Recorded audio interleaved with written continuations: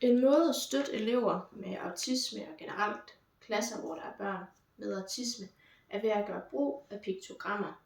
Det er særligt noget, man gør meget brug af i NEST, og Dafolo har så udviklet de her, og man kan læse om dem i de 2 bøger her af Dafolo også. Det som piktogrammerne gør, er at visualisere, hvad der skal ske i løbet af en dag. Og det kan hjælpe børn med autisme til ligesom at kunne følge med og have en forståelse og en forudsigelighed for, hvad der skal ske i løbet af dagen. Desuden så kan man også til det her skema, så kan man for eksempel i historie sige, at vi skal bruge computer. Så kan man sætte piktogrammer, der viser det igen for at gøre det forudsigeligt for børnene med autisme for eksempel, og også de andre, hvad der skal ske. Det kan også være i dansk, at de skal lave opgaver eller skal skrive. Så på den her måde kan man ligesom hjælpe eleverne, den enkelte elev, men også eleven på klassen og de andre i klassen, med at forstå, hvad der skal ske. Det kan også være, at man synes, der skal være en brain break i løbet af historietimen, så kan man også sætte den ind. Så det bliver både på skemaplan, men også lektionsplan, man har mulighed for at planlægge dagen. Hvis nu der sker noget anderledes end normalt, det kan være for eksempel, at der er en fødselsdag, laver de også piktogrammer på det, så man kan vise, at når vi skal huske at synge en fødselsdagssang, det kan også være, at klassen skal ud af huset, så kan man sætte den ned. Alt efter klassetrin kan man for eksempel sige, at der skal være et dukseskilt. Det kan også være, at der er behov for, at der er et toiletskilt, som eleverne kan tage fat i, hvis de skal på toilet.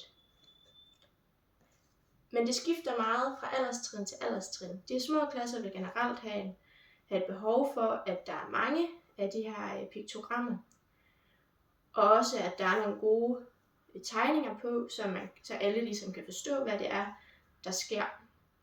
Når klasserne, eller når børnene bliver ældre, så kan det være, at man skal begynde at snakke med eleverne om, hvad føler de, der er mest nødvendigt, eller eventuelt også få dem til at komme ind med noget selvbestemmelse, da piktogrammerne ellers kan miste lidt mening for eleverne. Det kan fx være ved, at man snakker med eleverne om, føler de egentlig, det er nødvendigt, at der er sådan noget her. Synes de, det er barnligt, at der er billeder på? Er det bedre, at læreren skriver det?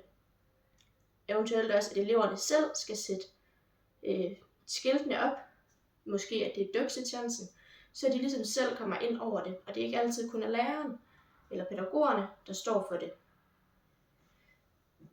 For særligt de mindre klasser, også i tilfælde de ældre klasser, alle har godt af det. Der kan det også være en god idé at sætte billeder på hvem der skal have for eksempel historie, så sætte et billede ud fra, hvilken lærer de får. Der er også, udover disse herover, har man mulighed for at sætte dato på, og blandt andet også, hvilket vejr det bliver. Det kan være, der bliver sol, det kan også være, der bliver blæst, eller en blanding af de 2. Så eleverne fuldt ud ved, hvad sker der egentlig i dag. Udover det her, så gør piktogrammerne også brug af, og særligt også NEST, at eleverne for eksempel med problemer har man en problemskala. Den ser sådan her ud. Et lille problem er et problem, som den enkelte elev selv kan klare, så eleverne får et redskab til at finde ud af, når man synes egentlig, det er et lille problem, så kan jeg selv klare det. Hvis det er et mellemproblem, er det måske noget, eleven skal have hjælp af til en anden elev til at løse. Og hvis det er et stort problem, kan det være, at de skal have hjælp af en voksen til det. Her får eleverne en visuel måde at se på, jamen kan jeg egentlig klare det selv, eller har jeg brug for hjælp? Der er desuden også stemmeskalaer. De kan se meget forskelligt ud. Her er det med billeder, og så de forskellige skalaer. Her vil man ofte have en pil, man kan sætte ud fra. 0 vil for eksempel være, at man skal være stille. 1, man skal hviske. 2, snakke sammen 2 og 2 eller i mindre grupper. Og 3, i grupper eller større forsamlinger. Derudover er der også skalaer for, hvordan man skal arbejde. Her er det for eksempel individuel, makker, gruppe og fælles.